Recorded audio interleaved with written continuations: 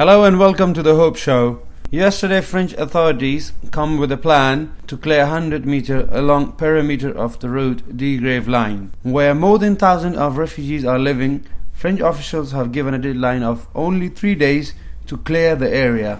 Otherwise, they will bulldoze it. Last night, community representatives met and come up with a statement.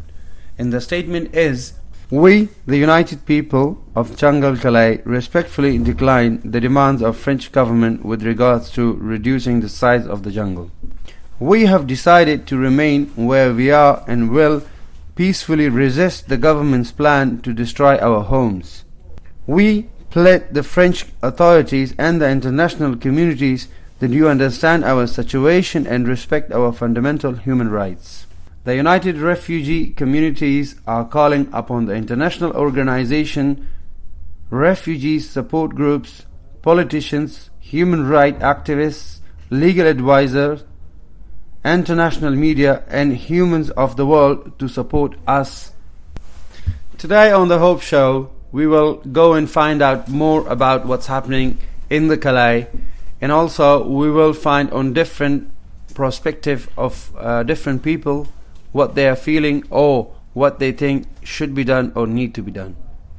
Hello, so my name is Joseph Bergson. I'm working for Care for Calais. I've been here about a month, but from my little experience, it's amazing community, amazing mix of people, and both volunteers, professional organisations, and most of all the communities and refugees themselves. It's amazing collective action that's going on. This is a real community. What do you think about the French government that they are clearing the 100-meter zone and removing all the families and the shelters that they have been built here, and enormous amount of money have been spent from the aid or donation of the British people? I think this is some very scary politics that's going on right now, and I think a lot of both British citizens who are donating, British citizens who are sympathetic, but also people that come and volunteer are astounded by the lack of dialogue, the lack of real legal representation and following the letter of the law in order to deal with a complex situation here. I have seen a lot of cruelty myself, and I've been told many more stories of things. It's just not an acceptable situation. In terms of the aid that is being given by British people, they most certainly would not want that aid to then be destroyed again through a police or government operation that is being controlled by the British and French authorities. And what is clearly needed is some breathing space and some dialogue to see how we're going to deal with a very complex situation humanely. We are all human here. What's your message for the British government? The pure Geneva Convention. We should be following these things. These people are refugees, and most of all these people are humans. Human dignity and cruelty should not be allowed in this current day and age. We have to be working together with the authorities, with the volunteer organisations, with the donators to make things better. After all, this is what people want. What do you think about the statement of the refugees? I think this is an interesting statement. I hope it's received by the media and gets some exposure. I think the idea of peaceful resistance, it's hard for me as a volunteer because I'm not a refugee. I think our position should be neutral support for the communities that are here. What's your message for the media and the legal advisors and all the people who are really on the humanitarian side and probably the human rights or other international organizations? Shine a spotlight on this situation. We need coordination, and we need resources. We need really big organisations here with their resources to work both at the level of advocacy, talking to the governments and talking to the authorities, but also on the ground in order to have emergency response. This is now quickly becoming an emergency situation.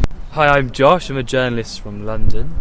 This is not my first time in the camp. I came in October and helped with the building team. A community that's already hugely marginalised are now being almost picked on by authorities, and when you see around you they're throwing their weight around oppressing a community that have suffered already. They're seeking safety and shelter and asylum. The authorities are blind to what they actually need. Hi, I'm Abby. I'm 22. I'm from England. I've just graduated from university and I'm volunteering out here as well as working in a shop back home. This is the closest thing to home that some of these people have, and French government is just coming in and bulldozing it. Like, it's wrong. It's illegal, I imagine, if we go by the human rights charters, and also it's just cruel and it's inhumane to ask people that have already given up so much of their lives, to ask them to move away from their new structures that they've invested their time and their belongings in, and the French government is expecting just to leave that. So Josh, my friend that I'm with, he actually built some of the shelters around here last time we were here that they're then going to knock down this time.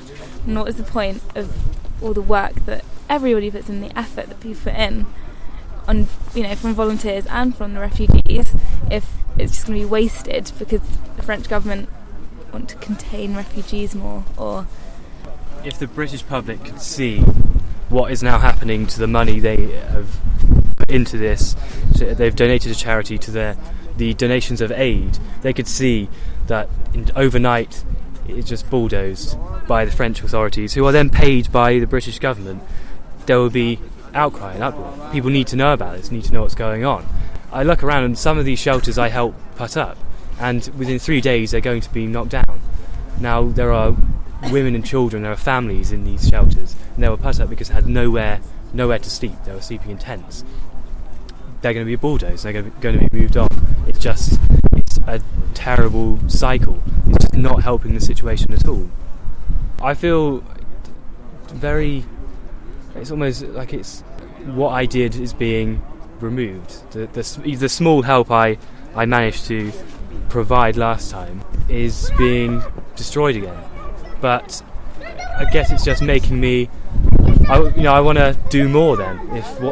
Even if what I do is not going to last very long, I'll just, I'll help rebuild. I'm going to be resilient as the people who are in the shelters. We speak to people around here, and they're determined not to move, not to be coerced by the authorities. And I'm going to learn from it. And, if they knock down shelters, I will just build some more.